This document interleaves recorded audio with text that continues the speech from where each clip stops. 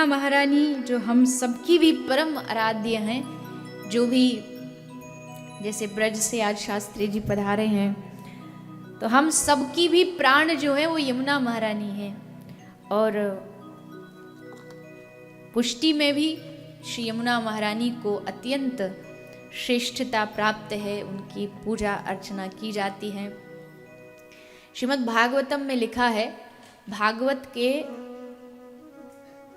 ये भागवत में 2 महात्म्य हैं। जिसने भागवत पढ़ी होगी उसको पता होगा। 12 स्कंद हैं, उससे एक है पूर्व महात्म्य जो आप सब सुनते हो, भक्ति ज्ञान वैराग्य गोकर्ण धुंधकारी सच्चिदानंद रूपा आदि आदि, ये सब पूर्व महात्म्य है। एक है उत्तर महात्म्य। भागवत जब विश्राम हुई उसके बाद भी एक महात्म्य लिखा गया है 6 अध्याय का। उस महात्म्य में ये कथा आती है कि जब भगवान श्री कृष्ण पृथ्वी छोड़ के अपनी लीला विश्राम करके जब गोलोक चले गए, तो उनके जाने के बाद 8 जो रानियां थी उनको तो ठाकुर जी संग ले गए, लेकिन जो 16,000 रानियां थी वो सब यहीं पृथ्वी पर रहीं। तो 16,000 जो भगवान की रानी है वो सब कृष्ण के जाने के बाद एकदम विचलित व्यथित हो गई, परेशान रहती, अब क्या क्या करें, कहाँ जाएं। तब उन्होंने देखा कि यमुना जो है वो बड़ी प्रसन्न रहती है, एकदम आनंद में आच्छादित होके। तो रानियों ने यमुना जी से पूछा कि हे यमुने, हे कालिंदी, तुम भी तो कृष्ण की पटरानी हो, क्या तुमको कष्ट दुख नहीं होता कृष्ण तुम्हें छोड़ के चले गए? हम तो दिन रात उनके लिए रोती, तुम इतनी खुश क्यों? तब ब्रज का भाव कहता है कि उस समय यमुना ने कहा, मैं इसलिए प्रसन्न हूं क्योंकि मैंने कृष्ण के जाने के बाद राधा की शरण ग्रहण कर ली। मैं राधा नाम का उच्चारण करती हूँ, इसलिए मुझे कृष्ण विरह जो है वो संतप्त नहीं करता। तो उन सब रानियों को वो पूरा चरित्र श्री कृष्ण और राधा रानी का श्रीमद् भागवतम के रूप में गिरिराज गोवर्धन में कुसुम सरोवर पर सुनाया गया।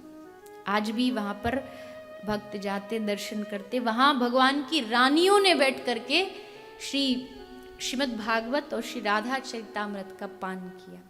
जैसा मैंने कई बार कथाओं में कहा है कि भागवत में राधा नाम इतने विस्तार से नहीं है, इसलिए लोग राधा चरित्र को समझ नहीं पाते हैं। उनको पता नहीं कि श्री राधा कौन थी, कृष्ण की आह्लादिनी शक्ति श्री राधा, कृष्ण का प्राण श्री राधा। उन राधा रानी के तत्व को जानना है तो मुझे लगता है कोई सच्चा जो ब्रज से प्रेम करने वाला होगा या ब्रजवासी होगा, वही श्री राधा रानी के उस चरित्र को समझ सकता और कह सकता है। बहुत सारे लोगों ने राधा रानी को कुछ कुछ बना दिया, कोई कहता प्रेमिका थी, कोई कहता कृष्ण धोखा दे दिया राधा को, आदि आदि अनेकों कहानियां बनाते हैं। हम राधा रानी ने ऐसी प्रेरणा दी है पिछले 2 वर्षों से, जब से कोविड हुआ। क्या था, कोविड में तो सब कुछ कथाएं वथाएं बाहर बंद थी, और इस कोविड के दौरान बहुत अच्छी अच्छी चीज़ें मेरे साथ हुई। मैं ये नहीं कहती कि ये घटना अच्छी रही, कोविड ने बहुत जीवन को अस्त व्यस्त किया, लेकिन कहते हैं ना कि कभी कभी थोड़ा सा ऐसा समय चाहिए जब आदमी थोड़ा रुक जाए, और रुक करके थोड़ा ब्रेक लग के वो अपने आप को पहचान पाए। तो मुझे वो समय मिला 2 साल, किसी से मिलना नहीं, कहीं आना जाना नहीं। अध्ययन पहले भी हमेशा चलता रहा है गुरु कृपा से, पर ये 2 वर्ष विशेष अध्ययन में गए, और उस अध्ययन में विशेषकर हमारी जो गौड़िया पद्धति के ग्रंथ है, श्री राधा रस सुधानिधि, श्री विलाप कुसुमांजलि आदि आदि अद्भुत अद्भुत ग्रंथ है, सबका पाठ किया और विशेष जाना राधा रानी के बारे में। फिर मन में एक भाव आया कि एक कथा ऐसी हो जो पूर्ण रूप से राधा रानी को समर्पित हो, उसमें केवल राधा रानी की चर्चा हो। तो ये वर्ष का जनवरी महीना और लास्ट ईयर जनवरी, 2 वर्ष से लगातार हम 7 दिन की एक कथा करते हैं जिसका नाम होता है श्री राधा चरितामृत। वो 7 दिन की कथा ही होती है, उसमें केवल और केवल राधा रानी की चर्चा। राधा रानी जो लोग जानते नहीं हैं कि कौन थी श्री राधा, कृष्ण से मिलन प्रथम बार कैसे हुआ, विवाह कैसे हुआ, वियोग कैसे हुआ, कुरुक्षेत्र में कैसे मिली श्री राधा, वो प्रसंग आदमी पढ़े या सुने तो एकदम हृदय, पत्थर हृदय भी पिघल जाएगा।